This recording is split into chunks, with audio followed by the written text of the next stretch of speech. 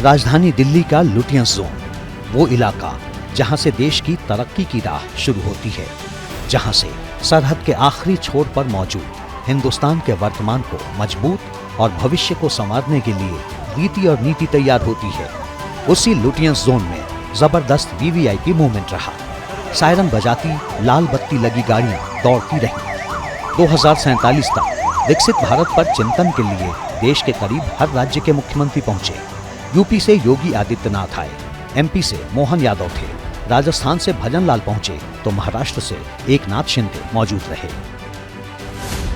मौका नीति आयोग की 9वीं governing council की बैठक का था। बैठक की अध्यक्षता प्रधानमंत्री मोदी ने की। मीटिंग में बीजेपी और अन्य राज्यों के मुख्यमंत्री शामिल हुए। इंडिया अलायंस के 9 मुख्यमंत्री बैठक में शामिल नहीं हुए। इंडिया गठबंधन के 9 मुख्यमंत्री आयोग के सदस्य हैं। 6 ने केंद्र पर बजट की बंदरबांट करने का आरोप लगाकर बायकॉट किया। इनमें तमिलनाडु के सीएम एम.के. स्टालिन, कर्नाटक के सीएम सिद्धरमैया, तेलंगाना के मुख्यमंत्री रेवंत रेड्डी, हिमाचल के सीएम सुखविंदर सिंह सुक्खू, केरल के मुख्यमंत्री पी. विजयन, झारखंड के सीएम हेमंत सोरेन, पंजाब के मुख्यमंत्री भगवंत मान और दिल्ली के सीएम अरविंद केजरीवाल शामिल थे। लेकिन पश्चिम बंगाल के मुख्यमंत्री ममता बनर्जी मीटिंग में शामिल होने एक दिन पहले ही दिल्ली पहुंच गई थी। तय वक्त पर नीति आयोग की बैठक में शामिल होने राष्ट्रपति भवन पहुंची। मीटिंग में शामिल भी हुई, लेकिन आधी मीटिंग के बाद ही गुस्से से बाहर निकल आई।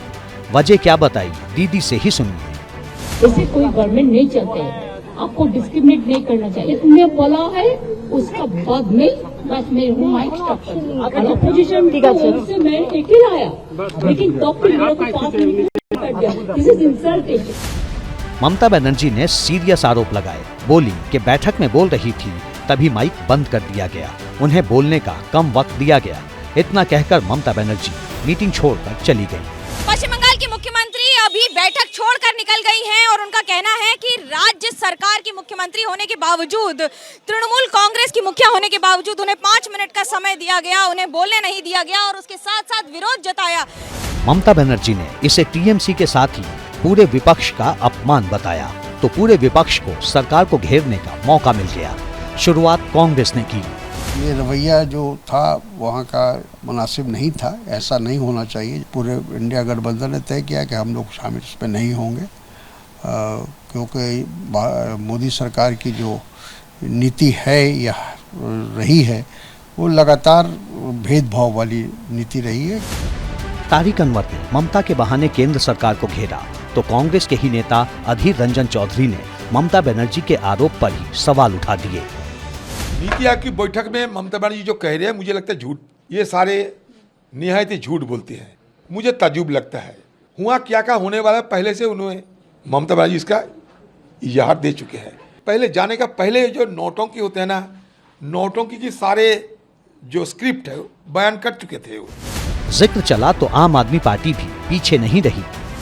नहीं, ये पूरे विपक्ष का अपमान तो करने पे आमादा है ही। तो ममता जी का जो बयान है वो 100% अपनी जगह सही है और भेदभाव किया गया है बजट में। तो ये भेदभाव के खिलाफ जो प्रदर्शन हुआ था उसमें टीएमसी भी शामिल हुई थी। अगर आज वो गई है तो इसके पीछे सच्चाई जानने का उनका मकसद हो सकता है। वो गई, सच्चाई से रूबरू हुई और उन्होंने आके जो वक्तव्य आपके सामने दिया है वो सच्चाई है। ममता बनर्जी को लेकर दक्षिण से भी दिल्ली की सत्ता पर हमला बोला गया। तमिलनाडु के सीएम स्टालिन ने एक्स पर सरकार को घेरा, नसीहत दी कि विपक्ष को कमजोर न समझे, तो सरकार ने भी ममता बनर्जी के आरोपों पर इंडिया गठबंधन को जवाब देने में देर नहीं की। ये जो उन्होंने बाहर में मीटिंग से बाहर आके जो बोल रहे, पूरा झूठी बोल रहे उन्होंने, क्योंकि पीआईबी फैक्ट चेक ने भी पूरा सामने दे दिया है एविडेंस कि क्या हुआ था वहाँ पे। तो उसको लगता है कि वो प्रधानमंत्री बने, उसके लिए एक बड़ा लीडर होना चाहिए, विपक्ष का लीडर होना चाहिए। तो आके कुछ ना कुछ थोड़ा सा चिन्ह रख के वो चला गया है कि हम बड़ा लीडर है, लेकिन मीटिंग के लिए तो आया ही नहीं था एक्चुअली। ममता ने बैठक का वॉकआउट करने की वजह बताई, बोलने का मौका कम मिला। इसे लेकर पीआईबी फैक्ट चेक ने एक्स पर पोस्ट किया कि ममता बनर्जी को बोलने का पूरा मौका दिया गया, माइक बंद करने के इल्जाम सरासर गलत हैं। अल्फाबेट के मुताबिक ममता बनर्जी के बोलने की बारी लंच के बाद थी, लेकिन रिक्वेस्ट करने पर उन्हें 7वें नंबर पर बोलने दिया गया, क्योंकि उन्हें जल्दी कोलकाता लौटना था। ममता बनर्जी के आरोपों का जवाब देने केंद्रीय वित्त मंत्री निर्मला सीतारमण भी सामने आई। बोली ममता बनर्जी के आरोप सरासर झूठे हैं। Fortunate that the Chief Minister of West Bengal, Mamata Banerjee, has claimed that as switching off her mic, which is not true, and it is unfortunate because we were quite happy that she participates in this meeting, puts forth her case, speaks for West Bengal. Getting out of the meeting for her to say that the mic was switched off is just so unfortunate. I wish Mamata Banerjee would please say the truth behind it. विपक्ष के आरोपों को लेकर सरकार के अपने तर्क हैं, लेकिन जिस तरह से नीति आयोग की बैठक को लेकर सियासत गरमाई है, उससे चंद सवाल जरूर उठते हैं। सवाल ये है कि नीति आयोग की बैठक राजनीति का अखाड़ा क्यों बन गई? देश के विकास को लेकर चर्चा वाली मीटिंग का बायकॉट करना क्या सही फैसला है? ये सवाल इसलिए क्योंकि नीति आयोग की गवर्निंग काउंसिल की बैठक में विकसित भारत 2047 को लेकर चर्चा की गई।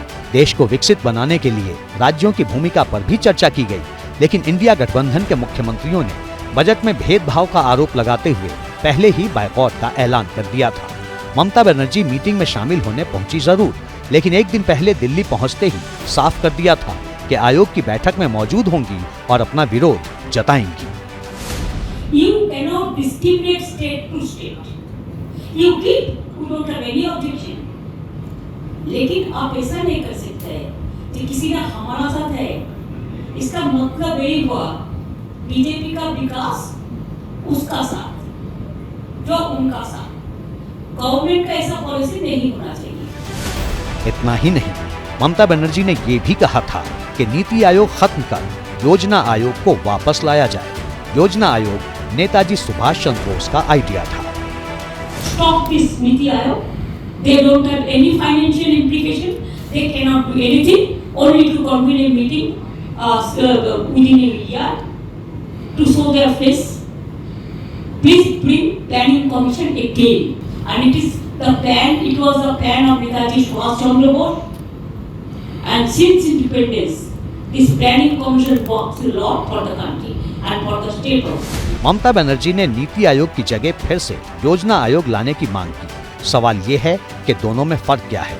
जवाब अगली रिपोर्ट में जानेंगे। बने रहिए। For exclusive and insightful videos, subscribe to our new channel ABP Live Premium.